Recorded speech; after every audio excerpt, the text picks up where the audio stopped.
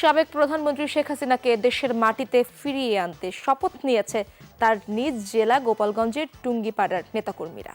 শেখ হাসিনা কি আবারও বাংলাদেশে আসবেন? তাকে কি আবারও বাংলাদেশে ফিরিয়ে আনা হবে? এমনটাই নাকি শপথ গ্রহণ করেছেন টুঙ্গিপাড়ার মানুষজন। চলুন দেখি পুরো নিউজটি।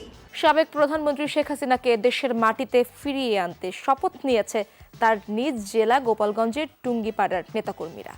বেলা 11টায় বঙ্গবন্ধু শেখ মুজিবুর রহমানের সমাধিসৌধে শ্রদ্ধা নিবেদন শেষে শপথ নেয় তারা। এ সময় বঙ্গবন্ধু ও তার পরিবারের শহীদ সদস্যদের রুহের মাগফিরাত কামনা করে মোনাজাত করা হয়। উপজেলা আওয়ামী লীগ ও সহযোগী সংগঠনের নেতাকর্মীরা এতে অংশ নেয়।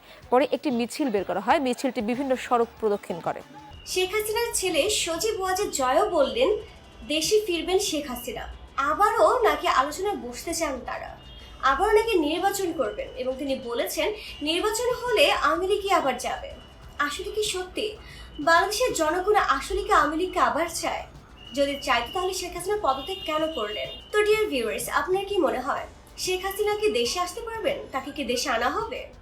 আপনার মূল্যবান মন্তব্যটি অবশ্যই কমেন্টস করে জানাবেন আর ভিডিওটি শেয়ার করতে একদমই ভুলবেন না।